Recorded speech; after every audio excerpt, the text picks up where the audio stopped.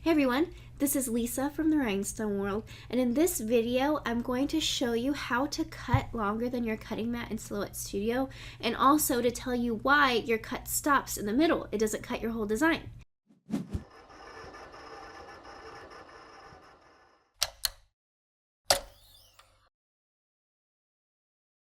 So right here, I'm in my Silhouette Studio. I'm working in the Business Edition upgrade, and I'm working in the 4.1 update of it. So you can see I have a design here. Let me bring it up and rotate it for you so you can see it. So this is a pretty big design. This is going to be a wall decal. Oops, and I kind of turned it a little bit too much.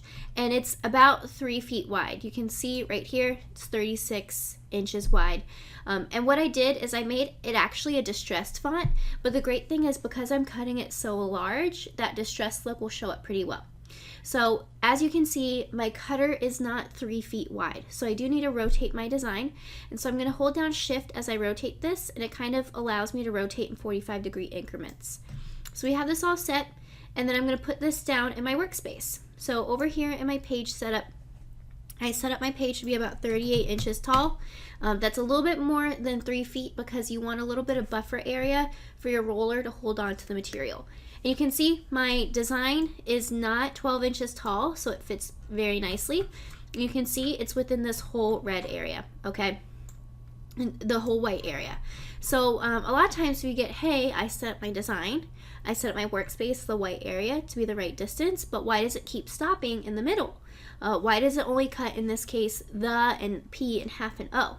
Well, this is one thing that you need to look out for, is that right here in your Silhouette Studio software, you'll see that you always have a red line in here. This red line is what's called the cut border. You can adjust it over here in your page setup. Down at the bottom here, it says show cut border. If I uncheck it, that red line goes away. I always recommend keeping that. That is basically what's called your safe area for cutting. That is the area where things will be cut. So if you look, my text doesn't, it's not all within that red area. That's because we have told Silhouette Studio that we're using a cutting mat. So if you look in here, you can see we have a cutting mat set up.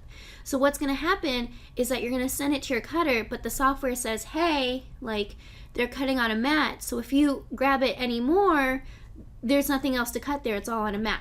So the way to fix this and way to cut longer than a mat is actually pretty simple.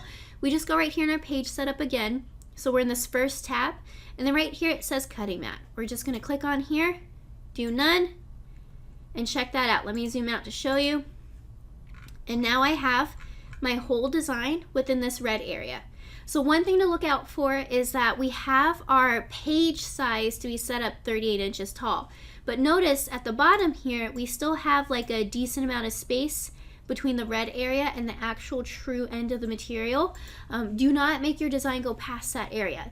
You need this area here to kind of hold your material steady. So one issue that comes up a lot, they'll say, hey, I'm cutting on glitter heat transfer vinyl that's 20 inches long, and my design is 20 inches long, why does it keep sliding? Well, basically, if you set up your design to go to the very bottom of this page area, when it tries to cut it, there's nothing to hold on to that material, so that's how you get that sliding. So you want to make sure you have everything within your red safe cut area, and then you're all set to go. So I'm going to take this design, and then when I'm ready to cut it, we're just going to load it into our material. You want to either use a roll feeder or feed it through first before cutting, just to make sure that you're cutting this straight, because this is a long design. So you can find a link in the description where I go over cutting large decals, and if you have any other questions, you can give us a call or email us at info@therhinestoneworld.com.